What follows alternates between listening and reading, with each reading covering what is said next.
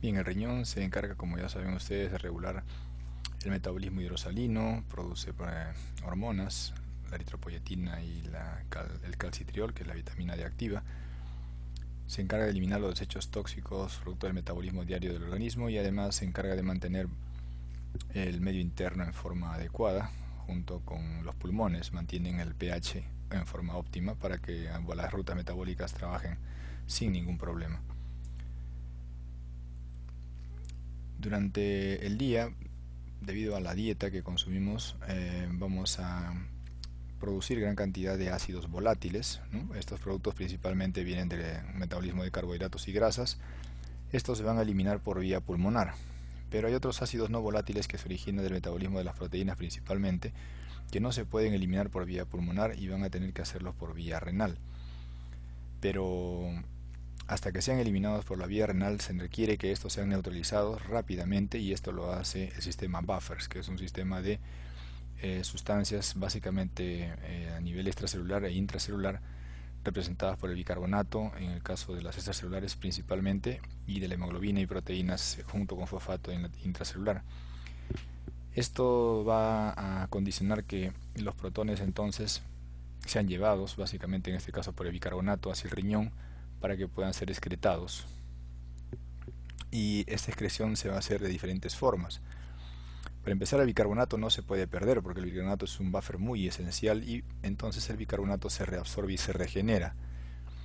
Sin embargo, el bicarbonato, digamos, al regenerarse, va a eliminar un protón en forma de agua, y lógicamente el agua ya no es una sustancia tóxica y el protón sí, y es una forma muy inteligente de poder eliminar ese exceso de protones que tenemos en el organismo. Y es más, se reabsorbe el bicarbonato, que en un primer momento era un buffer. El resto de protones que llegan hacia el riñón se van a eliminar en lo que se denomina acidez titulable, que está constituida principalmente por los fosfatos, y el resto de protones se va a eliminar a través del amoníaco, que no es titulable esta acidez porque es un ácido muy débil, pero siendo un ácido muy débil está cargado ya de un protón que venía también del metabolismo, como ya dijimos, de los ácidos no volátiles, y también es a través de este amoníaco que se va a eliminar. Entonces, como se dan cuenta, los ácidos no volátiles se van a eliminar a través del riñón, conteniendo estos protones en los fosfatos y sulfatos, en el amoníaco y en el agua, que se formó básicamente por acción principalmente del bicarbonato en un primer momento. Entonces tenemos el ácido carbónico que al digregarse va a formar agua y CO2. Este CO2 va a eliminarse por el pulmón y de esta manera está saliendo parte de lo que en un primer momento llamábamos ácidos volátiles. Sin embargo, a través del riñón, como va a salir es básicamente como un protón, pero ya les comenté que el protón no puede salir solo porque dañaría los túbulos, y entonces sale de diferentes formas, como agua, como amoníaco o como sulfatos o fosfatos principalmente. Entonces el organismo, ya habíamos comentado, tiene 3 niveles de defensa para tratar de equilibrar el estado ácido-base. Uno de los primeros mecanismos es las sustancias buffer, ¿no?, extra o intracelular, pero también tenemos al pulmón y al riñón para poder regular ese exceso de ácidos que se tiene diariamente. Los buffers extracelulares principalmente son el bicarbonato, pero tenemos algunos otros también, y los buffers intracelulares principalmente lo encontramos en la hemoglobina. ¿Qué es una acidosis metabólica? ¿Qué es una alteración metabólica? Para empezar, una alteración metabólica, en este caso una acidosis metabólica, es una condición en donde vamos a tener una disminución del pH sanguíneo, debido a que encontramos disminuida la concentración del bicarbonato. El bicarbonato normalmente en sangre tiene un valor de 24, más o menos 2 miliequivalentes por litro, y cuando este bicarbonato disminuye, ¿no?, disminuye, el pH también va a disminuir, y a esa condición le llamamos acidosis metabólica. ¿Por qué? Porque, bueno, depende del bicarbonato principalmente. ¿Y quién regula el bicarbonato? Pues lo regula el riñón. Así que cuando tengamos el término metabólico, tenemos ya que estar pensando que esta alteración del medio ácido-base depende principalmente del riñón. En cambio, cuando encontremos o leamos el término respiratorio, pues es lógico pensar que el metabolismo, en este caso, el medio interno está siendo regulado en este caso por vía pulmonar. Entonces la acidosis metabólica es un estado de acidez dependiente de una disminución de bicarbonato. ¿Y por qué ha disminuido el bicarbonato? Puede disminuir el bicarbonato en la sangre por diferentes motivos. Uno de los motivos importantes es debido a que se están produciendo muchos ácidos, ¿no? Ácidos anormales en el organismo, como por ejemplo cetoacidosis. En la cetoacidosis diabética se producen los cuerpos cetónicos, en los grados de hipoxia se va a producir el ácido láctico, en el alcohol también van a haber cuerpos cetónicos con una cetoacidosis. Pero aparte del hecho que se producen bastantes ácidos anormales, puede ser que los ácidos que se producen normalmente en el organismo no se pueden eliminar porque el riñón puede estar fallando, ¿no? Como es el caso de una enfermedad renal crónica avanzada, y en este caso tendremos una acidosis urémica. Estos son otros ejemplos de intoxicación, es decir, de producción de ácidos por elementos extraños. Recordar que también el etilenglicol, el metanol, son elementos que pueden proporcionar un grado de acidez importante por encima de lo que normalmente nosotros manejamos. Y eso es justamente lo que va a originar que se consuma, en este caso, se consuman el bicarbonato. Cuando el bicarbonato se consume, decimos entonces que hay un anión GAP elevado. Entonces la acidosis metabólica es un grado de acidosis donde ha disminuido el bicarbonato, pero este bicarbonato ha disminuido, ¿no? En el caso de ser anión GAP elevado, ha disminuido porque se ha consumido por sustancias que están incrementadas, sustancias ácidas que están incrementadas en la sangre. ¿Qué es el anión GAP? El anión GAP no es otra cosa que, digamos, la cantidad de aniones que se necesita para poder neutralizar la sangre completamente. Recuerden que la sangre no puede tener electricidad. El principal ion positivo en la sangre es el sodio, y en realidad se le considera como el único ion positivo por la magnitud en concentración que hay. Y para que se neutralice, pues tenemos al ion cloro, que es negativo, y al ion bicarbonato, que es negativo. Sin embargo, la suma del cloro con la suma de bicarbonato es menor, normalmente es menor que el sodio. Esa diferencia entonces entre iones positivos y los dos iones negativos principalmente, lo normal en promedio es que sea 14 más menos 2. Entonces hay 12 a 16 mil equivalentes por litro de unos aniones negativos, o sea, son iones negativos, que no son ni cloro ni bicarbonato normalmente en el cuerpo, y que pueden ser sulfatos, fosfatos, etcétera, y que a esto le vamos a llamar nosotros normalmente anión GAP o brecha aniónica, o otros aniones necesarios para que haya una neutralidad en sangre, como quieran denominarlo, pero es el concepto. Cuando el anión GAP está elevado, significa que este valor está en 17, 18, 19. ¿Y qué significa? Significa que esta parte de la ecuación está disminuida, de tal forma que el sodio menos la suma del cloro y bicarbonato nos va a dar un valor mucho más alto, que en este caso estaría representado principalmente por la disminución del bicarbonato, y como ya les acabo de comentar, el bicarbonato va a estar disminuido porque se va a tamponar con las sustancias ácidas que están en el cuerpo. Estas sustancias ácidas pueden ser producto de un metabolismo anormal en el organismo, o pueden ser que se produzcan normalmente pero el riñón esté siendo incapaz de poder eliminarlo.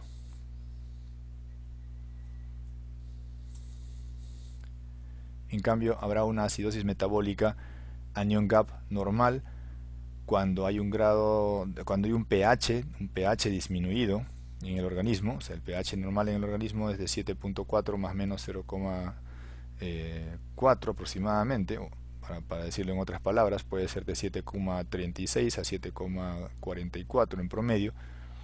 Entonces, cuando decimos que el pH está disminuido, nos referimos a que el pH se encuentra por valores inferiores a 7.36, puede ser 7.35, 7.34, 7.33, 7.32, etcétera.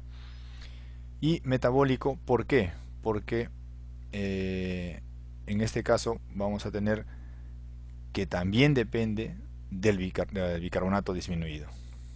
Pero en este caso el bicarbonato está disminuido no porque se haya tamponado, no porque haya neutralizado los ácidos incrementados en concentración en la sangre, sino porque se ha perdido, ¿no?, del organismo, y al haberse perdido por alguna vía del organismo, entonces han disminuido su concentración.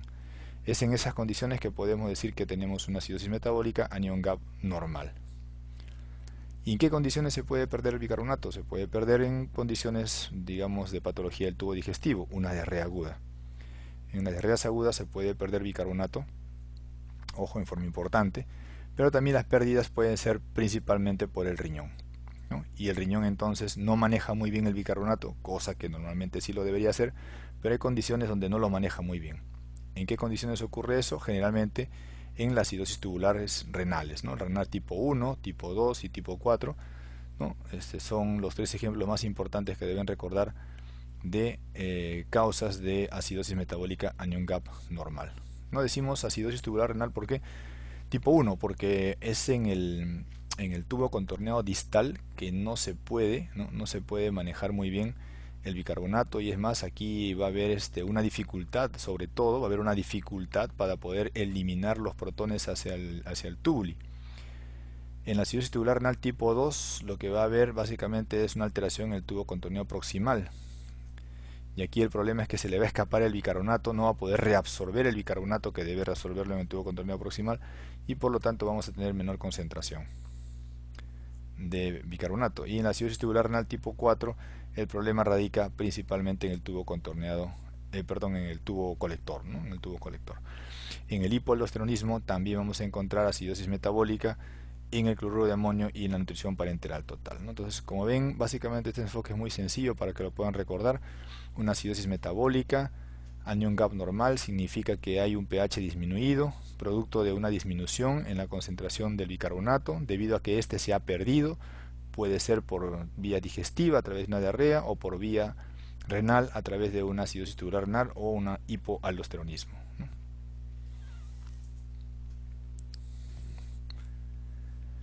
Y si ocurre lo contrario, quiero decir que si el riñón, o en todo caso, para decirlo de otra forma, si el bicarbonato, ¿no?, que es al final regulado por el riñón, si el bicarbonato está incrementado en la sangre, entonces no tendremos ya una acidosis metabólica, sino tendremos una alcalosis metabólica, que es otro de los trastornos que va a presentar en el medio interno cuando el riñón no maneja muy bien el bicarbonato. En este caso, cuando está incrementada su concentración en sangre, ¿no? Alcalosis, el pH se va a incrementar por encima de 7.44. Esta alcalosis metabólica ya no se divide como la acidosis en anión GAP alto o anión GAP normal, sino la alcalosis metabólica se divide principalmente, para que se pueda entender mucho mejor esto, en alcalosis metabólicas sensibles al cloro, o al cloruro de sodio si quieren ustedes, y resistentes al cloro. ¿Qué significa esto? Pues hay tipos de alcalosis metabólica en donde hay una disminución del volumen intravascular. Y cuando hay una disminución del volumen intravascular es que quiero decir que ha habido una pérdida, una disminución del cloro. Ha habido una pérdida por alguna parte del organismo de cloro. De cloro con, lógicamente, por ejemplo, tenemos el ejemplo característico aquí, el de los vómitos. Cuando uno vomita produce pérdida de protones y además pérdida de cloro, importante. Al perder protones se entiende entonces que nos quedamos con el bicarbonato en el organismo. Ojo, ¿no? Nos quedamos con el bicarbonato en el organismo, y eso es lo que va a condicionar la alcalosis metabólica. Además, cuando vomitamos, estamos botando ácido clorhídrico y estamos perdiendo cloro.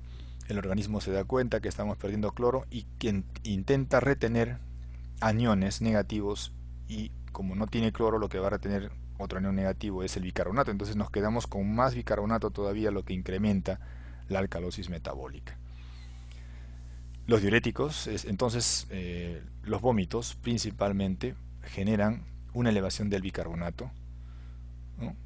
Disminuyen el cloro, disminuyen el intravascular. ¿Y qué ocurre? Si yo le doy cloruro de sodio a este paciente para recuperarle el malestar, el problema que presenta, el organismo comienza a ganar otra vez cloruro de sodio y va a empezar a botar por la orina el bicarbonato que tenía en exceso. De tal forma que al botar el bicarbonato, la alcalosis se va corrigiendo. Por ese motivo, a este tipo de alcalosis metabólica le llamamos sensibles al cloro. ¿Por qué? Porque van a mejorar, rápidamente cuando se administra cloruro de sodio endovenoso. ¿Y por qué? Porque la fisiopatología pues lo define así, ¿no es cierto? Es una patología en donde se ha generado una alcalosis debido a una disminución muy marcada del cloro en sangre. Los diuréticos también van a hacer que haya una alcalosis metabólica importante, los abusos de laxante, etcétera, ¿no? Y el otro tipo de alcalosis metabólica es aquella resistente al cloro, en cuyo caso acá no está, digamos, perdiendo el cloro. En realidad aquí lo que pasa es que hay un exceso, ¿no? Un exceso de bicarbonato principalmente, y eso ocurre por una mayor concentración de mineralocorticoides en el síndrome de Batter, que es una tubulopatía muy particular, y en la depresión severa de potasio, ¿no? Entonces, ¿qué pasa cuando hay una acidosis metabólica? Cuando hay una acidosis metabólica, como ya decimos, el riñón es el que está este, tratando de regular o reajustar propiamente, es el responsable del problema en sí, en realidad, por no manejar muy bien el bicarbonato, y en su ayuda pues acude el pulmón. Entonces, cuando hay una acidosis metabólica en donde hay un bicarbonato muy disminuido, el pulmón inmediatamente empieza a ayudar. ¿Y cómo ayuda? Pues si hay una acidosis importante, el pulmón intentará producir lo contrario, intentará evitar que haya más acidosis, y para eso bota el CO2 en mayor proporción. Al botar más CO2, entonces intenta llegar a una alcalemia para tratar de mejorar y de compensar la alcalosis que tiene el paciente producto del mal manejo del bicarbonato. ¿Qué cantidad de CO2 debería tener entonces el paciente para tratar de compensar un poco esa alteración inicial que es la acidosis metabólica? Esa cantidad de CO2 se calcula con una forma empírica que es 1.5 por la multiplicación de bicarbonato más 8, ¿no? Eso lo vamos a ver con un ejemplo mucho más práctico para poder entenderlo. De la misma forma, cuando tenemos un paciente con alcalosis metabólica, el riñón es el responsable del trastorno inicial de esta alcalosis metabólica, como hemos comentado, pero el pulmón otra vez intenta ayudarlo, y como ve que el pH se le comienza a incrementar en esta patología, lo que hace inmediatamente el pulmón es retener más CO2 para que aumente el grado de acidez en la sangre y así trate de neutralizar la alcalosis metabólica que está habiendo. Entonces, vean que siempre ante un trastorno primario del riñón, el pulmón siempre sale en su ayuda para tratar de compensar y de neutralizar mucho mejor y de corregir el pH principalmente, ¿no? ¿Y qué cantidad de CO2 debería retener el paciente para poder decir que está ayudándolo correctamente? Pues deberíamos saberlo más o menos con una forma empírica. Igual otra vez el nivel del PCO2 óptimo que debería tener es 0.9 por la concentración de bicarbonato más 9. Estas fórmulas es para ver básicamente lo contrario que hemos estado viendo aquí. Es decir, así como hay una acidosis respiratoria, así hay una acidosis, una alcalosis metabólica, de la misma forma también hay una acidosis producida por el pulmón y hay una alcalosis producida también por el pulmón, ¿no? Lógicamente esto ya se tiene otro tipo de división, es aguda o crónica en función al tiempo, que es básicamente 24 horas. Esto van a verlo mucho mejor cuando se lleve el capítulo de respiratorio, pero se los comento para que tengan una idea, y es que hay una idea aproximada en el cálculo para cada alteración de bicarbonato que pueda haber, le corresponde, en todo caso, para ponerles un ejemplo, ¿no? Cuando tenemos una acidosis respiratoria, significa que aquí el pH ha disminuido, producto a que el pulmón es el responsable. ¿Y cómo así? Pues retuvo CO2 y al retener CO2 se forman más protones y por lo tanto el riñón intenta ayudarlo. Ojo, pero el riñón no intenta ayudarlo inmediatamente porque el riñón demora un poco en poder manejar el bicarbonato para poder ayudar al pulmón. En cambio, el pulmón sí ayuda muy rápido al riñón. Ojo, ese es un detalle que olvidaba decirlo. Entonces le decía que aquí, como hay una acidosis dependiendo del pulmón, porque el pulmón no está botando el CO2 y entonces se retiene CO2 y hay un grado de acidosis, entonces el riñón lo que va a hacer principalmente es retener el bicarbonato. Retener bicarbonato para compensar el grado de acidosis o de acidemia que tiene la sangre producto de este trastorno primario. Y se dice entonces que la cantidad de bicarbonato que debería tener el paciente, ¿no?, producto de que el riñón está reteniendo el bicarbonato, se calcula más o menos así. Por cada 10 milímetros de mercurio que se incrementa el CO2 producto de la acidosis respiratoria, normalmente debería aumentar el bicarbonato en 1 o 2 miliequivalentes. Eso es lo normal. Si se aumenta más o no se aumenta nada, es patológico. ¿No? Y de la misma forma para cada uno de los ejemplos, que como repito lo verán con un poco más de detalle en el capítulo de respiratorio. Veamos un caso clínico. Paciente varón de 40 años acude a urgencias por respiración rápida y superficial. Los análisis revelan sodio 142, potasio 3.6, cloro 100, pH 7.28, bicarbonato 12, PCO2 26. ¿Cuál es el diagnóstico? Fíjense que aquí entonces tenemos a un paciente que viene con un trastorno básicamente del medio interno. En este caso el pH está disminuido. Habíamos comentado que el pH normal es 7.40, 4 para abajo, 4 para arriba, o sea 7.36 a 7.44. Este valor de 7.28 entonces está inferior a lo normal, por lo tanto vamos a tener nosotros una acidemia. Una acidemia, que es lo primero que tenemos que tener en cuenta, ¿no? Entonces identificamos el desorden primario.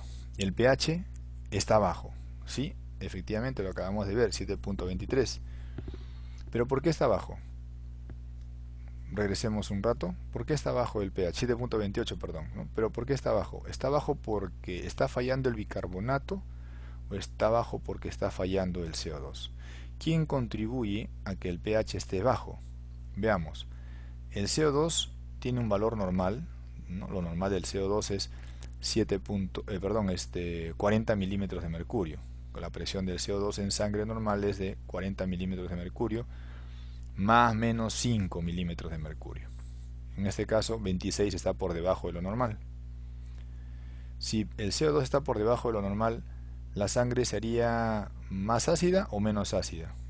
Pues si tiene menos CO2 de lo normal sería menos ácido, o sea, estaría en un tendría que haber alcalemia. Pero acá no hay alcalemia, porque el pH está indicando que hay una acidemia, por lo tanto este no podría ser el trastorno inicial. Veamos qué pasa con el bicarbonato.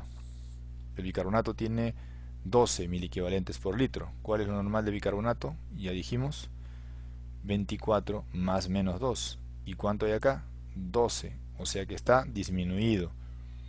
Si está disminuido el bicarbonato, ¿qué produce? Efectivamente, produce una acidemia, que es lo que tiene el paciente. Por lo tanto, el bicarbonato sí explicaría, ¿no?, el nivel de pH disminuido que tiene, y por lo tanto aquí tendríamos que esta acidemia, ¿no?, porque el pH disminuido se llama acidemia, esta acidemia se debe a que el bicarbonato está disminuido.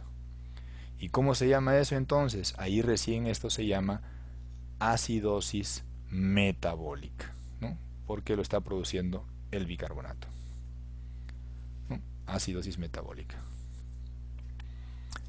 Ahora, dice, ¿cuánto el pulmón tiene que ayudar entonces acá, ¿no es cierto? Y entonces acá la pregunta es, ¿y el pulmón a cuánto tiene que modificar el CO2 para decir que está ayudándolo? Pues entonces veamos. Utilizo la fórmula que les había comentado y pongo la cantidad de CO2 que tendría que tener mi pulmón en la sangre para decir que está tratando de ayudar al trastorno metabólico inicial sería 1.5 por la concentración de bicarbonato más 8. 1.5 por la concentración de bicarbonato, ¿cuánto era? 12, ¿se acuerdan? Más 8, esto sale 12, 18 más 8, 26. 26 milímetros de mercurio tendría que ser la concentración de CO2 para decir que el pulmón está haciendo su trabajo de ayudar al riñón en este problema inicial. ¿Cuánto nos había salido? ¿Cuánto nos dieron el dato que tenía de CO2? Efectivamente, 26. ¿Qué significa esto? Que el pulmón está haciendo su trabajo de ayudar al riñón en este trastorno ácido-base. Por lo tanto, esta es una patología que está compensada. Está compensada. ¿Calculamos el anion gap? Sí, porque esta es una acidosis. En las acidosis ya les dije, hay que ver el grado de anion gap. ¿Cómo calculamos el anion gap? Ya saben, anion gap es sodio menos la suma de cloro y bicarbonato. Lo normal, recuerdan, lo normal es de 12 a 16, o sea, 14 más menos 2. ¿Cuánto es el sodio? 142, nos dieron en el ejemplo. El cloro en 100 y el bicarbonato en 12. 142 menos 112 igual 30. 30 está por encima o por debajo, o es normal del anion gap. Está por encima del anion gap normal. El anion gap normal es hasta 16, acá hay 30, por lo tanto este es un anion gap elevado. Entonces, concluyendo, este trastorno del paciente, ¿cómo se llamaría? Acidosis metabólica compensada, anion gap elevado, pH no corregido. ¿Por qué pH no corregido? Porque el pH, miren ustedes, no está corregido. A pesar de que el pulmón funciona bien, a pesar de todo eso, fíjense, el pH no se encuentra en el valor normal. No está en 7.40, 7.42, 7.38, aún no. Aún no, porque significa que el trastorno recién está empezando a compensarse seguramente. Pero el concepto es este, que el pH no está corregido. O sea, no es lo mismo decir pH corregido que compensado. Compensado es un estado en donde básicamente evaluamos cómo funciona uno de los órganos encargados de ayudar al otro órgano encargado en el trastorno primario. En este caso decimos que el pulmón está compensando al trastorno primario inicial, que era el daño renal. Entonces, repito, es una acidosis metabólica compensada por el pulmón, anion gap elevada, ¿no? Es una acidosis metabólica anion gap elevada compensada por el pulmón, pero con pH no corregido aún, ¿no? Paciente mujer de 40 años es admitida con sodio 140, cloro 86, potasio 3, glucosa 120. Urea 64, creatinina elevada 1.4 y el pH 7.52. Fíjense, el CO2 47 y el bicarbonato 40. ¿Cuál es el diagnóstico? Igual, aquí estamos viendo que el pH está elevado, está por encima de 7.44. Esto se llama alcalemia, porque hay un grado, digamos, de pH elevado en sangre. Hay que ver si esta alcalemia es por una elevación o una alteración de alguno de los elementos que vamos a evaluar acá, si es por alteración del CO2 o es una alteración de bicarbonato. Si es por una alteración del CO2 se llamará respiratoria, y si es una alteración del bicarbonato se llamará metabólica. Veamos, el CO2 ¿cómo está? Está en 47, está un poquito más de lo normal es 45. Si está un poquito más de lo normal, el CO2, cuando el CO2 aumenta, ¿qué cosa produce? Produce más protones en la sangre, produce más acidez. Pero ¿eso está a favor de que el CO2 haya sido el causante de este pH? No, porque aquí, lejos de tener acidez, tenemos un grado de alcalinidad importante. Por lo tanto, este no puede ser un trastorno primario que origine el pH alterado. Veamos el bicarbonato. Bicarbonato 40, significa que hay más bicarbonato porque ya sabemos que el bicarbonato normal es de 22 a 26. Y 40 es bastante. Entonces, si hay más bicarbonato, ¿qué cosa va a producir? Va a producir un grado de alcalemia en la sangre. ¿Y tenemos acá alcalemia? Sí, pues entonces estamos viendo que el bicarbonato es el que origina el pH elevado en sangre. ¿Cómo se llamará eso? Se llamará alcalosis de tipo metabólica, porque es el bicarbonato el que le da el nombre. En este caso es el trastorno primario. Entonces el trastorno primario es el que siempre tienen que identificar primero, ¿no? ¿Ven cómo identifican el trastorno primario? Primero ven el pH, luego ven cuál de los dos componentes es el que está a favor de producir esa alteración, si es el bicarbonato o si es el CO2, en este caso era el bicarbonato, y por eso se llamará alcalosis metabólica. Muy bien, ¿quién ayuda ahora al riñón? ¿No? Porque la alcalosis metabólica está siendo producida por una alteración del riñón. ¿Quién ayuda al riñón para compensar este trastorno que presenta? Pues lógicamente el pulmón. ¿Y el pulmón qué tendría que hacer con el CO2? ¿Botarlo más o retenerlo? Tendría que retenerlo, ¿no es cierto? Porque al retenerlo aumenta el CO2, ¿no es cierto? Y este CO2 a su vez aumenta el grado de protones, y eso va a tratar de ayudar a la alcalosis metabólica que tenemos. ¿Y cuánto será la cantidad de CO2 exacta que debería de tener el paciente para poder decir que está bien compensado? Veamos, usamos la fórmula, pero ya aquí la fórmula no de la acidosis sino de la alcalosis. Entonces vemos, ¿qué cantidad de CO2 tendría que haber? Pues 0.9 por bicarbonato más 9. Esto me da 0.9 por 40, que es la cantidad de bicarbonato, más 9 igual 45. Claro, 45 más menos 2, siempre. En la fórmula nos estábamos olvidando de decir que no son exactas, siempre tienen un rango de variación de más menos 2. En este caso, si esto es cierto, 45 más menos 2 sería 43 a 47.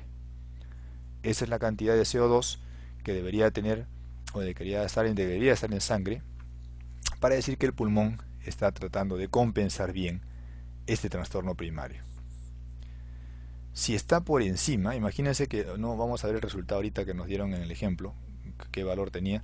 Si estuviera por encima, es decir 50, 55, estaría reteniéndose mucho CO2. Y si estaría por debajo, estaría botándose mucho CO2. Entonces, si estaría por encima de los valores, por ejemplo que salga 60 de CO2, eso ya sería una acidosis respiratoria, porque tiene más CO2 de lo normal, es decir, más protones. En cambio, si tendría menos CO2, tendría menos protones y esto sería ya una alcalosis de tipo respiratoria. Pero no es el trastorno primario, el trastorno primario será la alcalosis metabólica. Y si el CO2 que vamos a ver ahora que nos dieron el dato inicial en el paciente está entre 43 y 47, pues decimos que está bien, que está compensando, que es lo adecuado, que es lo normal que debería tener ante este trastorno primario. Entonces, vamos a ver, dice acá la compensación es apropiada, dice que está compensada. Vamos a convencernos. ¿Cuánto nos dieron de valor? Miren, el CO2 nos lo dieron en 47. Por lo tanto, ese valor de 47 sí pues está en el rango que debería estar calculado lógicamente con la fórmula, y por lo tanto sí, efectivamente decimos que esta es una alcalosis metabólica compensada, ¿no? Compensada. Acá no podemos saber si este paciente tiene una alcalosis metabólica sensible o no sensible al cloro, porque no nos dan los datos para poder precisarlo, ¿no? Veamos un ejemplo. Esto vino en el ENAN 2007, mujer de 45 años con sepsis, a punto de partida gastrointestinal. Se tiene los siguientes resultados: pH 7.28, oxígeno 74 milímetros de mercurio, el CO2 se encuentra un poco disminuido, 32, el bicarbonato se encuentra en el suelo, muy bajo, muy disminuido, 10, el sodio está disminuido, 128, cloro en el límite inferior, 96. Preguntan, ¿cuál es el diagnóstico gasométrico? Dicen, nos ayudan acá. Acidosis metabólica, puntos suspensivos, ¿qué será? ¿Descompensada o compensada? Con anion gap, ¿qué será? ¿Anion gap alto o normal? Entonces veamos este ejemplo que nos ponen en la pregunta.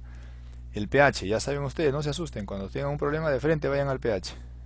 Y el pH en este caso está bajo o alto o normal, pues el pH está bajo, 7.28.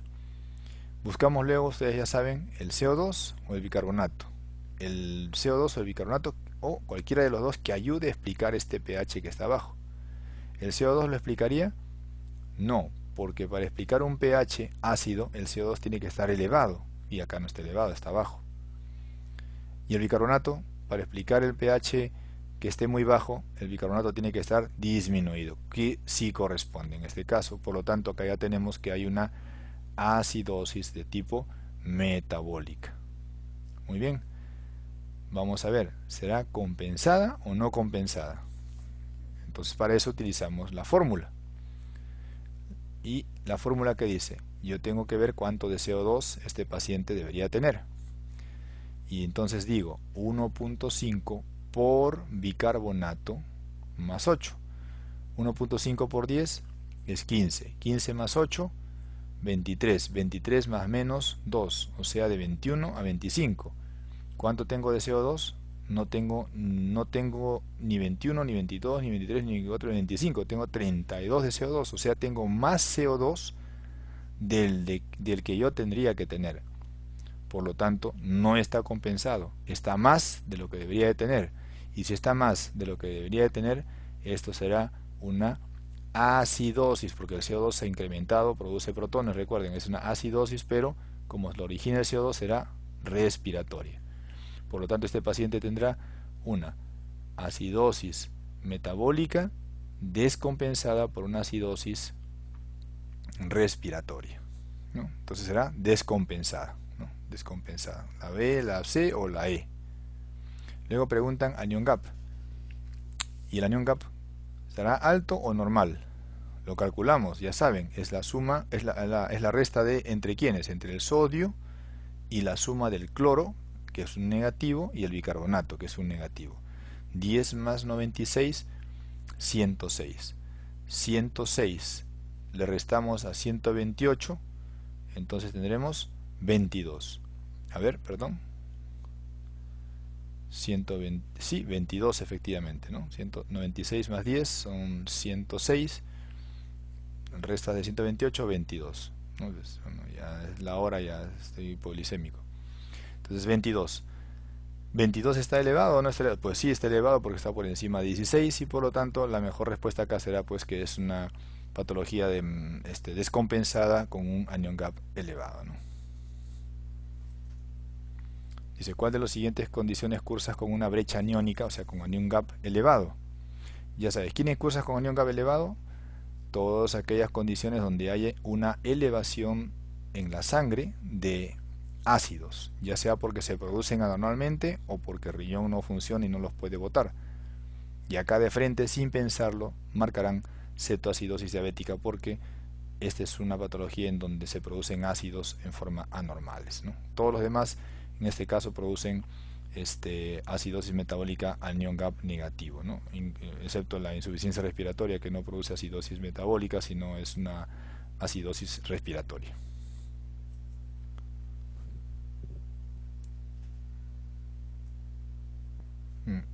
Bien, veamos ahora un poco de lo que es líquidos corporales. Recuerden que el agua está formando un 60% del peso corporal total en hombres y un poco menos en las mujeres, un 55%.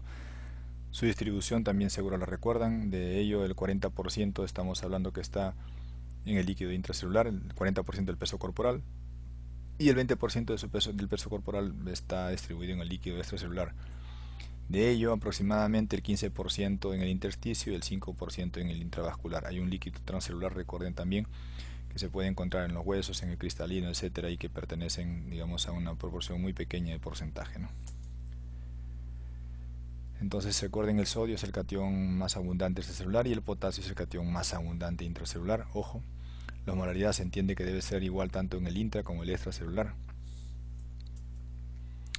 La osmolaridad sanguínea o plasmática es una osmolaridad que fluctúa entre 280 a 295 miliosmoles por litro y puede ser calculada a partir de la concentración de sodio, ¿no?, de la glucosa y de la urea, ¿no? Dos veces la cantidad de sodio por la glucosa en miligramos por decilitro dividido entre 18 y la urea también por miligramos en decilitro dividido entre 6.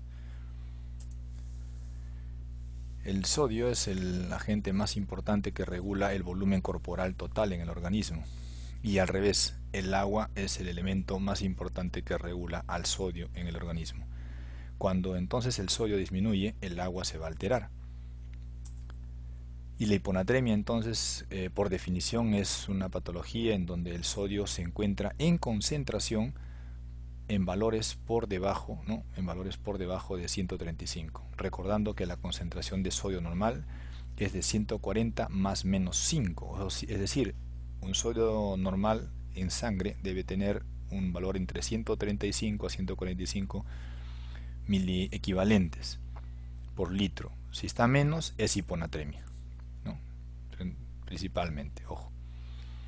Pero la hiponatremia puede tener diferentes grados de severidad, puede ser leve, puede ser moderada, puede ser severa, y es en la severa donde tenemos que prestar atención porque aquí van a haber trastornos neurológicos principales. Cuando la hiponatremia tiene valores de 120 miliequivalentes por litro o menos, es donde vamos a encontrar niveles de trastorno de la conciencia principalmente.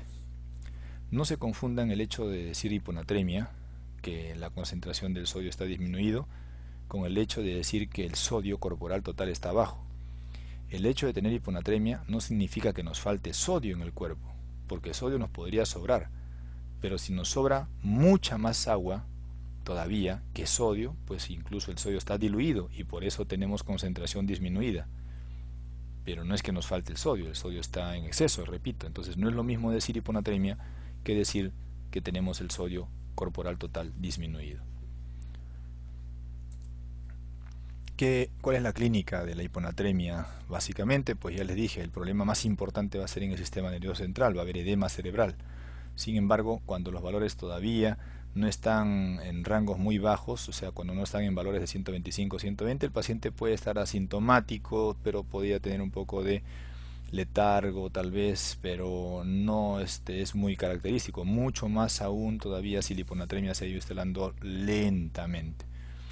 Si es más aguda, tal vez puede haber algo de clínica, pero si es más lento, no lo es tan marcadamente. Y entonces la hiponatremia nos da una clínica mucho más florida en valores por encima de por debajo, perdón, de 120 miliequivalentes por litro. Y lo característico es que podemos tener náuseas, vómitos, cefalea, letargia, debilidad muscular, incluso hiporreflexia, convulsiones, fíjense, coma y muerte. ¿Ya? Muerte. La hiponatremia, entonces definida como valores de sodio en sangre de menos de 135 miliequivalentes por litro, bueno, en plasma en realidad, puede estar en el contexto de una osmolaridad normal, de una osmolaridad aumentada o de una osmolaridad disminuida. La hiponatremia más frecuente que vamos a encontrar es la que se encuentra con una osmolaridad disminuida en el plasma. Sin embargo, hay hiponatremias que tienen la osmolaridad normal del plasma. Esas son las llamadas pseudohiponatremias.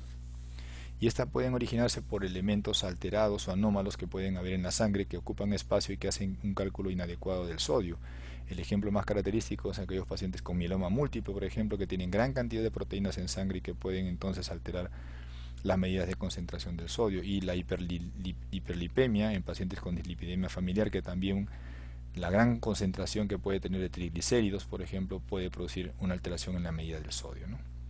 Recuerden que eso se denomina pseudohiponatremia, llamada también hiponatremia isotónica. Cuando la hiponatremia es hipertónica, ocurre generalmente porque se han introducido en el organismo sustancias osmóticamente activas que jalan agua, y estas sustancias osmóticamente activas característicamente pueden ser la glucosa en el caso de los pacientes diabéticos por hiperglicemia, o en el caso de que se le administre manitol al paciente. Decía que la hiponatremia entonces hipotónica, que es la más frecuente, tenemos que también orientarnos rápidamente para hacer una diferenciación si esta hiponatremia hipotónica es con exceso de agua, en cuyo caso le denominaremos hiponatremia hipervolémica, es decir, el paciente tiene edemas, está hinchado, pero tiene hiponatremia en la sangre, o el paciente está deshidratado, es decir, una hiponatremia hipovolémica, o el paciente se encuentra con un aparente volumen corporal normal, o sea, sin edemas ni deshidratación aparentemente, en cuyo caso decimos hiponatremia normovolémica. Eso es importante evaluar entonces cada vez que tengamos una hiponatremia de tipo hipotónica. Y ustedes se preguntarán, ¿y cómo sé yo si isotónica, hipertónica y hipotónica?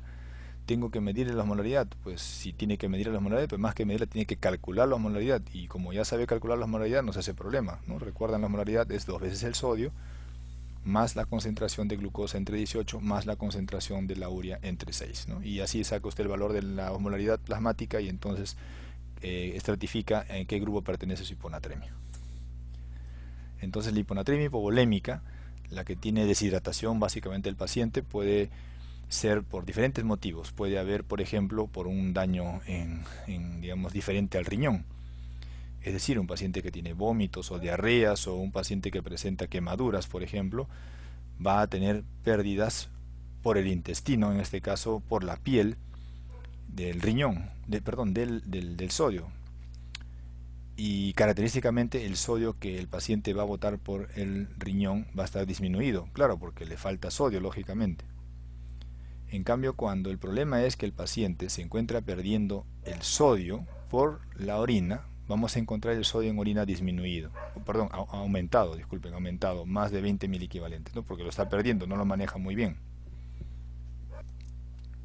Entonces, Diremos pues aquí que una causa muy importante de que un paciente pierda por vía renal el sodio es los diuréticos de cajón, ¿no? Y la hidroclorotiazida es uno de los diuréticos que más se caracteriza por ella, ¿no? También tenemos otras patologías, ¿no? Nefropatía perdedora de sal, déficit de mineralocorticoides, etcétera.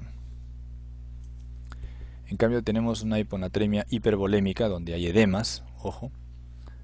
Y aquí vamos a tener característicamente los ejemplos de pacientes que tienen edemas por cirrosis, hepatopatías crónicas, síndromes nefróticos, insuficiencias cardíacas. En todos estos casos el problema va a ser que el sodio se está quedando en el cuerpo. Miren, el riñón no elimina el sodio, tiene menos de 10 miliequivalentes por litro en la orina. Y uno se puede dar cuenta básicamente pues si es por insuficiencia cardíaca o no, en caso de ingurgitación yugular positiva, ¿no? Sin embargo, también hay hiponatremia hipervolémica en pacientes con insuficiencia renal o síndrome nefrítico per se, en donde vemos que el riñón es el que está perdiendo el sodio, ¿no? Y es el que está originando la hiponatremia.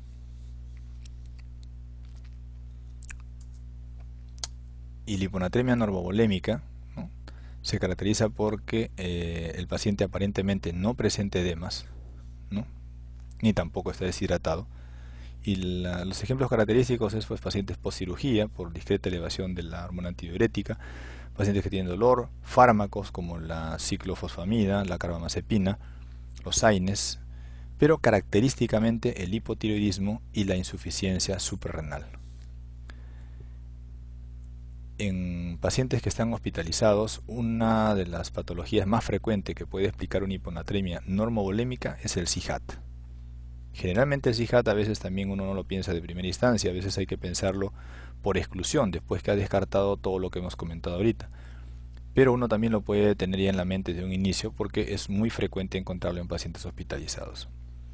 ¿Qué cosa es el CIJAT? El CIJAT es el síndrome de secreción inadecuada de hormona antidiurética. Cuando decimos inadecuada significa que se produce en forma exagerada, o sea, es un aumento en la secreción de hormona antidiurética y el paciente tiene pues un poco más de reabsorción, es más, se reabsorbe mucho más el agua y esta agua queda en el organismo y el paciente tiene discreta hipervolemia, pero es tan discreta que no produce edemas. Este aumento del agua intravascular pues lo que produce la dilución del sodio y por eso tenemos hiponatremia en este grupo de pacientes. ¿Cómo tratamos la hiponatremia? Pues hay que tener mucho cuidado en la corrección, no aumentar en 24 horas más de 20 miliequivalentes por litro, y es más, por hora podríamos aumentar 0.5 a 1 miliequivalente de sodio por hora como máximo, como les digo, y nunca pasar, al menos el primer día o hasta la corrección con el endovenoso, no pasar a valores de 120 o máximo hasta 125 miliequivalentes en su corrección. Cuando ya llegamos a valores de 120 más o menos o 125, como les decía, suspendemos la terapia activa de corrección del sodio. Podemos encontrar una paciente con 100 miliequivalentes de sodio, ¿no? Por ejemplo en casos como un hipotiroidismo severo, un coma mixedematoso. Entonces si queremos aumentarle, lo aumentaremos por como máximo a 120 con terapia activa, es decir, de reposición de sodio, pero luego de ello ya la terapia tiene que ser menos intensa, ¿no? ¿Por qué? Porque si ustedes reponen rápidamente el sodio y son muy optimistas y quieren llevar a este paciente a 130 o 140, o en menos de una hora le corrigen 5 miliequivalentes, por ejemplo, cosa que no pueden hacer porque les acabo de decir que en una hora como máximo 0.5 a 1 miliequivalente de corrección. Si ocurre que se corrige mucho más rápido, pues hay un gran riesgo de desmielinización en el sistema nervioso central, sobre todo a nivel del puente, y a eso se le conoce como mielinolisis pontina, y el paciente puede tener lesiones cerebrales o seculares bien severas. ¿Qué pacientes tienen riesgo de hacer mielinolisis pontina? Lógicamente no todos tienen ese riesgo, sobre todo los alcohólicos, malnutridos, los hipocalémicos, los quemados, ¿no? Entonces el riesgo de corregir muy rápido, insisto, una hiponatremia es la desmielinización del puente, o en cualquier otro sitio del sistema nervioso central, pero característicamente el puente. ¿Qué tratamiento le vamos a dar? Si el paciente tiene hiponatremia y está hipovolémico, pues lo primero que se corrige es la hipovolemia, porque es probable que el paciente esté en shock, esté hipotenso. Entonces le damos un suero salino al 1 por 1000, o sea al 1 normal o sea, al 9 por 1000, cloruro de sodio al 9 por 1000, calculamos el déficit de sodio que tiene, y si es muy severo el déficit de sodio, pues hay que reponerlo con cloruro de sodio al 3%, que es la concentración de cloruro de sodio que se utiliza para reponer el sodio en pacientes que presentan hiponatremias severas, ¿no? Si es una hiponatremia normovolémica, en realidad basta solamente hacer una disminución de la ingesta de agua, dar un poco de furosemida o dar fármacos que bloqueen la acción de la hormona antidiurética como la demecloxicilina o el litio. Y si la hiponatremia es muy severa, insisto, reponer con cloruro de sodio al 3%. En el caso de la hiponatremia hipervolémica, es decir, en pacientes que tienen cirrosis, los pacientes con síndrome nefrótico, insuficiencia cardíaca, insuficiencia renal, en ellos lo importante es disminuir la ingesta de agua, eso es fundamental, y dar diuréticos hasta que se pueda eliminar la cantidad de agua excesiva que tiene en el organismo, y esto también se calcula a través de unas fórmulas. En el caso en donde tengamos un paciente con hiponatremia también severa, muy severa, y que tengamos que corregirlo, podríamos utilizar también cloruro de sodio al 3%, ¿no? ¿Qué es el CIHAT? Esto lo van a ver seguramente más en endocrinología, solamente para tenerlo en cuenta ya desde acá. El CIHAT, como ya comentamos, es una patología en donde la secreción de la hormona antidiurética está incrementada. Y esto puede deberse a muchas causas. Puede deberse como parte de un síndrome paraneoplásico, una neoplasia pulmonar, lo produce principalmente la neoplasia maligna microcítica, o sea, las de células pequeñas o oval set pulmonares. También pueden ser en infecciones como en pulmón por la TB, una neumonía adquirida en la comunidad, meningoencefalitis, fármacos como carbamazepina o opiáceo. Entonces, fíjense, hay múltiples etiologías, incluso a veces no se encuentra una etiología en sí, pero estas patologías hacen pues que la hormona antidiurética se incremente y produzca la hiponatremia, que es lo característico, pero para que se diga que hay un CIHAT en forma contundente debe cumplir unos requisitos. Uno de ellos es que tenga hiponatremia, otro que su osmolaridad en el plasma, la osmolaridad plasmática esté disminuida, que el paciente no tenga edemas efectivamente, que la orina tenga una concentración mayor, vamos a poner acá, mayor, ¿no?, mayor a 100 miliosmoles por kilogramo, es decir, que se está perdiendo orina en un CIHAT. ¿Por qué se pierde orina? ¿Por qué se pierde sodio en un CIHAT, ¿no? Acá teníamos que acoplar el término que se pierde sodio en la orina, porque recuerden que el paciente presenta, por ejemplo, pues un exceso de agua, ¿no es cierto? Y es porque está reteniéndose la hormona antidiurética, se está reteniendo este exceso de agua. Entonces, ¿qué ocurre? Tenemos que empezar a eliminar la mayor cantidad de líquido, ¿no?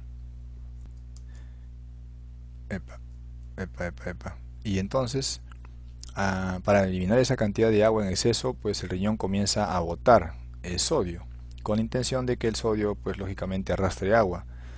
Pero a nivel del tubo contorneado distal y a nivel del colector, pues básicamente lo que hace la hormona antidiurética es otra vez jalar el agua y el sodio se va solo por la orina, y al final estamos perdiendo sodio y nos quedamos con más agua, y eso explica también además la hiponatremia que estos grupos de pacientes tienen, ¿no? Entonces, concluyendo, en un CIHAT hay una osmolaridad elevada, por encima de 100 miliosmoles por kilogramo, hay sodio elevado en orina. Y ojo que hay que excluir necesariamente la presencia de hipotiroidismo o insuficiencia suprarrenal para poder demostrar y decir con contundencia que estamos ante un CIHAT. La hipernatremia entonces es el concepto contrario, donde el sodio está en más de 145. Las manifestaciones clínicas también están en relación con el sistema nervioso central, con alteración del sistema nervioso central y el sistema muscular. Puede llevar a convulsiones y a coma, fíjense, con hemorragias del sistema nervioso central e incluso shock. La hipernatremia también acá no hay hipernatremia hiposmolar, isosmolar, no, aquí de frente la hipernatremia se divide según el volumen corporal de agua, que tenemos hipernatremias hipovolémicas, o sea, deshidratación, normovolémicas, que no están deshidratados ni con edemas, y hipervolémica, que encontramos aquí un exceso de agua en el paciente, ¿no? Fíjense en las hipovolémicas, es muy característico, también pueden ser por problemas renales o no renales, Si el problema es renal, recuerden que puede ser por una falla renal, una insuficiencia renal, diuresis osmótica, pero característicamente cuando el problema es extrarrenal, las diarreas también pueden producir, ¿no? Ojo, también pueden producir hipernatremia. O sea, fíjense que las diarreas pueden producir hiper e hiponatremias, dependiendo del tipo de diarrea y si tomó o no tomó agua para rehidratarse, porque si toma agua, pues en un primer momento puede haber hipernatremia, pero si toma agua el paciente se va a diluir y va a haber hiponatremia en un segundo momento. Las hipernatremias normovolémicas, característicamente por la diabetes insípida, ¿no? Aquel problema puede ser renal. Recuerden que la diabetes insípida es una patología en donde no se produce hormona antidiurética, ¿no? Ojo, todo lo contrario en el CIJAT, pero a veces se produce, pero el riñón es el problema, porque el riñón es insensible, entonces puede haber una diabetes insípida de naturaleza central, o sea, porque el problema es el sistema nervioso central, o puede ser una diabetes insípida cuyo problema sea el riñón porque hay insensibilidad a la hormona. Y hay hipernatremia de tipo hipervolémica, o sea, con exceso de agua, en donde vamos a tener muchas veces como causa de esto la administración de soluciones hipertónicas en los pacientes, ¿no? Lo cual no es nada raro en los hospitales, pero además también se explica por una enfermedad de Cushing o un síndrome de Cushing, y un hiperaldosteronismo primario. Solo para recordar, diabetes insípida, entonces pues es una patología en donde hay disminución de la hormona antidiurética porque no se produce, causa neurogénica, o porque se produce pero hay resistencia a esta a nivel renal, ¿no? Por eso se llama nefrogénica también este grupo. Y fíjense los ejemplos que podemos encontrar en cada uno de ellos, ¿no? Hay pacientes que post-TEC o post-cirugías o tumores o inflamaciones como meningitis, síndrome de Sheehan, tuberculosis, etcétera, pueden producir una diabetes insípida. Y a nivel renal, incluso desde fármacos hasta patologías también neoplásicas, pueden producir la alteración para que no haya una adecuada acción de esta hormona a nivel renal, ¿no? ¿Qué damos de tratamiento en una hipernatremia? Ya saben que lo primero que hay que hacer es estabilizar hemodinámicamente al paciente. Si vamos a bajarle las concentraciones del sodio, hay que hacerlo disminuyendo progresivamente estos niveles, digamos de 0,5 por hora si es asintomático el paciente y un poco más rápido si es sintomático. Esta disminución no tiene que ser muy rápida, porque si es muy rápida también podemos producir una lesión cerebral irreversible, sobre todo pues hemorragias. Entonces esto es básicamente lo mismo. Si es hipovolémico, suero salino, ¿no? Luego ya recién un suero hipotónico para diluir la hipernatremia que presentas. Si es normovolémico, habrá que ver si el problema es neurogénico o nefrogénico. Como ya les había comentado, si es nefrogénico, en realidad no responde muy bien a los fármacos, aunque las tiazidas podrían ayudar un poco para mejorar la sensibilidad de la hormona antidiurética. Y si el problema es neurogénico, a veces es neurogénico parcial y la desmopresina, clopromacina y carbamazepina pueden ayudar un poco a mejorar la síntesis de esta hormona, pero como les digo, en realidad el problema a veces no es completo, es una ausencia de producción y hay que dar un reemplazo hormonal, ¿no? Y cuando es hipervolémica la hipernatremia, de cajón el diurético es la terapia de elección junto con la administración de agua oral libre, ¿no? Para ir terminando, tenemos acá el manejo del potasio también lo hace el riñón fundamentalmente, y este potasio está en concentraciones normales de 3.5 a 5.5 miliequivalentes por litro, denominándose hipocalemia o hipopotasemia cuando los valores están por debajo de 3.5 miliequivalentes, ¿no? Y cuando están por valores muy bajos, por debajo incluso de 2.5, hablamos ya de una hipopotasemia severa, ¿no? La hipopotasemia o hipocalemia tiene un cuadro clínico también característico a nivel neuromuscular, intestinal y a nivel cardíaco, ¿no? Va a producir debilidad, fatiga, parestesias, estreñimiento, ilios, calambres. Puede producir una diabetes insípida nefrogénica, ¿no? Porque produce una patología tubulointersticial hipocalémica que tiene que ver también con el calcio, ojo. Y fíjense característicamente en el electrocardiograma, si bien es cierto no hay nada muy característico en las hiposcalemias, pero dentro de todo lo no característico hay algo que sí es muy característico, que es la onda U, y acá lo estamos representando con esta onda que está acá, que es muy característico de los pacientes que tienen hipocalemia, la onda U. Entonces, ¿cuál es el riesgo de la hipocalemia a nivel cardíaco? Que pueden haber arritmias cardíacas y el paciente puede morir. ¿Cuáles son las causas de la hipocalemia? Porque hay una disminución del potasio en la sangre. Una de ellas puede ser porque en realidad el potasio en la sangre está disminuido, pero es transitorio. Por ejemplo, le tomaron la muestra de potasio después que le aplicaron insulina al paciente. Si eso ocurre así, pues el potasio va a disminuir, pero luego ya conforme se metabolisma la insulina, el potasio regresa a su valor normal y entonces lo que había en realidad una falsa hipocalemia. Pero de otra forma el potasio puede estar disminuido porque no hay una buena ingesta de potasio, porque se pierde el potasio por vía renal o por vía extrarrenal, principalmente por el intestino, o porque el potasio del plasma, de la sangre, se mete al interior de las células y por lo tanto queda su concentración disminuida. Pero no es porque le falte potasio en el cuerpo, el potasio está ahí, lo que pasa es que se ha redistribuido, se ha metido al interior de las células. Entonces, cuando decimos que el potasio se está perdiendo, hay que considerar que las pérdidas gastrointestinales, ojo, pueden ser principalmente por los vómitos, y no es que en los vómitos se esté perdiendo potasio, ¿no?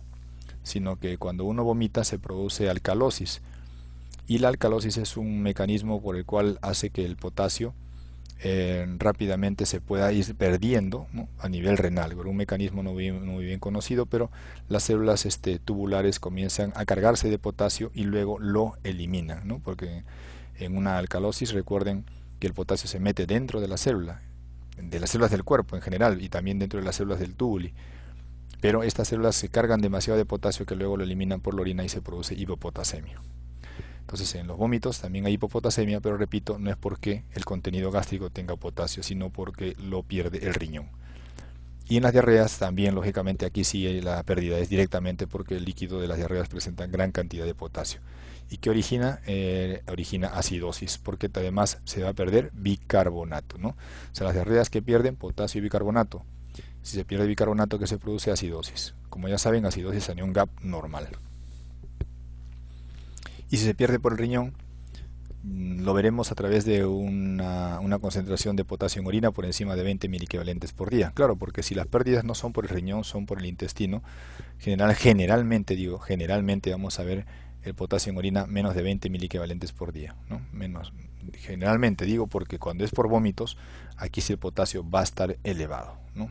Este dato funciona más para los cuadros de diarrea. Y entonces cuando el riñón lo pierde, cuando pierde el potasio, la orina va a concentrar gran cantidad de este anión. ¿Y en qué condiciones se puede ver esto? Pues se puede ver en la acidosis tubular renal, que comentamos en un momento, que es una tubulopatía en donde el túbulo no maneja muy bien y el potasio se le escapa. Ojo, pero en este caso solamente se le va a escapar el potasio en la acidosis tubular tipo 1 y la tipo 2, no en la tipo 4. La tipo 4 no produce hipocalemia, produce lo contrario, produce hipercalemia. No hay acidosis tubular tipo 3 por si acaso. Bueno, había antes pero no se ha fusionado, no hay. También pueden encontrar hipopotasemia en pacientes que tienen hiperaldosteronismo. Recuerden que cuando la aldosterona está muy elevada, ¿qué cosa es lo que hace? Reabsorbe sodio, pero bota potasio y lo bota mucho más por el túbuli si es que hay un hiperaldosteronismo, ¿no? Otras patologías un poco más raras, síndrome de Batten, Gitelman-Liddle, que son tubulopatías, también pueden producir hipopotasemia. Y algo que sí también deben recordar que produce hipopotasemia son los diuréticos de asa, ¿no? Los diuréticos de asa entonces son una consideración importante, incluso son muy frecuentes como causantes no solo de hiponatremia, recuerden, sino también como causantes de hipopotasemia, ¿no? Los medicamentos también, los aminoglucósidos, pueden ser considerados dentro de ese grupo. Hay hipopotasemia también entonces cuando hay una redistribución, como les acabo de decir, se mete al interior de la célula y eso ocurre por algunas sustancias, como por ejemplo la insulina, pero también hay canalopatías, hay alteraciones en los canales del sodio, canales de calcio y también son canales lentos de sodio, son canales de potasio principalmente. Y esto lo que va a originar es muchas veces que el potasio se meta rápidamente a la célula y el paciente tenga una parálisis flácida pero tremenda, súbita, de un momento a otro, ¿no? Eso se conoce con el nombre de parálisis periódica, que puede ser hipocalémica de tipo familiar, hay parálisis periódica hipocalémica de tipo tirotóxica, ojo.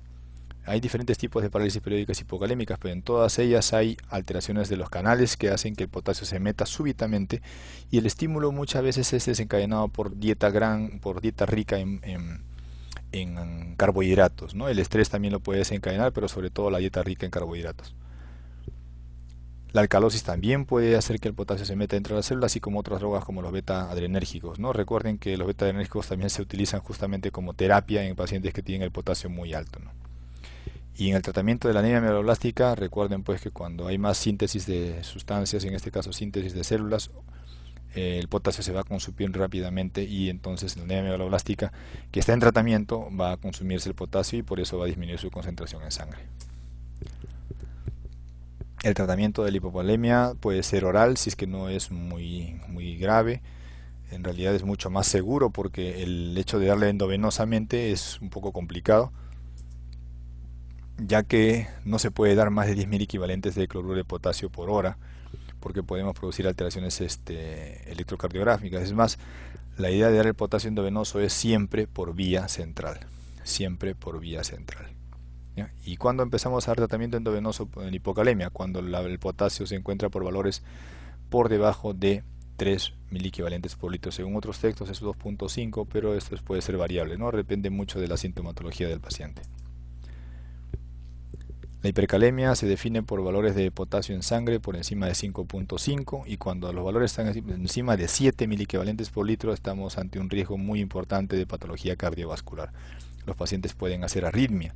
Sin embargo, el corazón no es lo único que se altera en hipercalemia, también podemos encontrar alteraciones neuromusculares que involucran debilidad, parálisis e insuficiencia respiratoria. Aquí, a diferencia de la hipocalemia, sí hay cambios característicos en el electrocardiograma y uno de ellos son las ondas T picudas, muy característicos, insisto, en este grupo de patología. También puede haber pues ondas T planas, ¿no? Prolongación del PDR, complejo QRS ensanchado, ojo, pero lo más característico son las ondas T picudas, ¿no? que se expresan más o menos en valores de 7.5 para arriba. Igual, ¿por qué hay aumento de potasio en la sangre? Puede ser también igual por pseudo hipercalemia.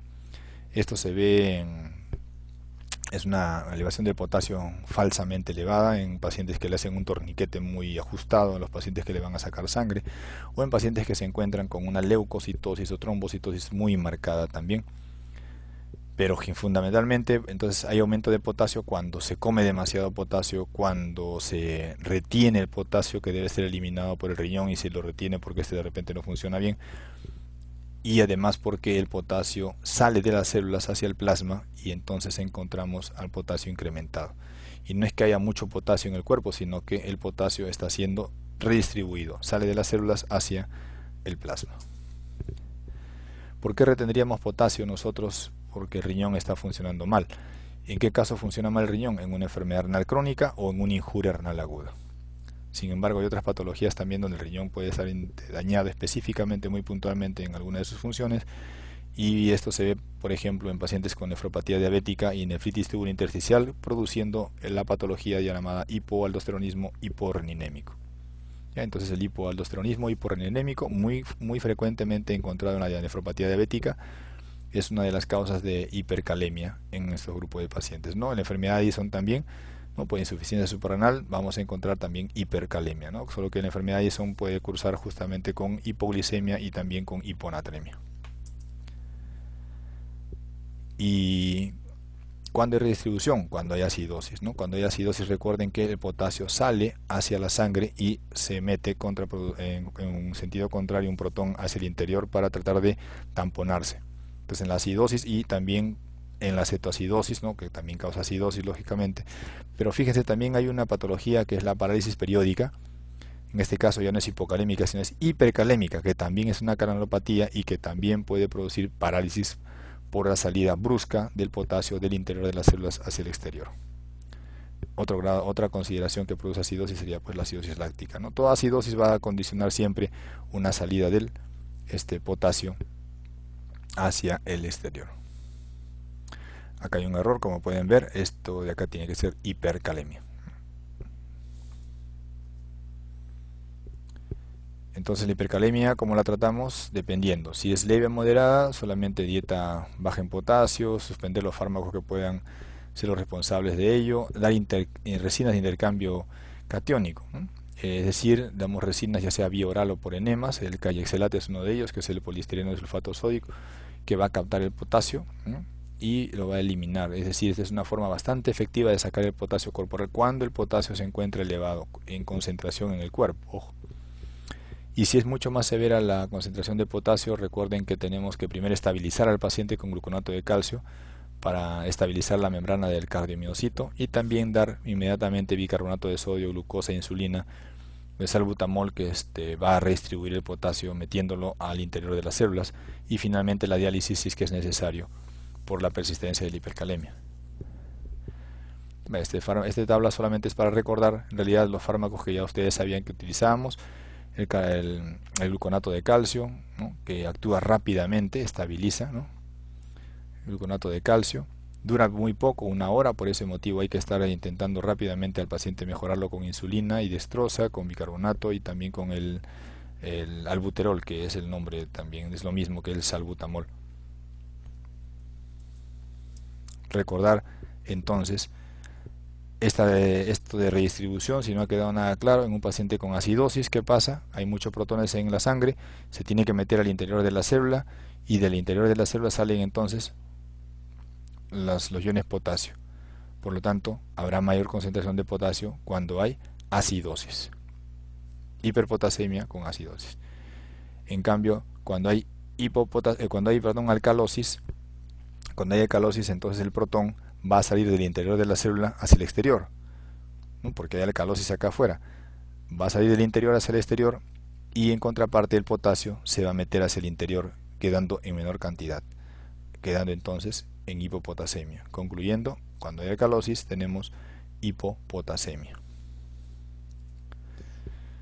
Bueno, disculpando por la extensión de la clase, pero intentando hacer todo lo que el sílabus está señalando en el programa ENAM, hemos terminado con la parte de nefrología.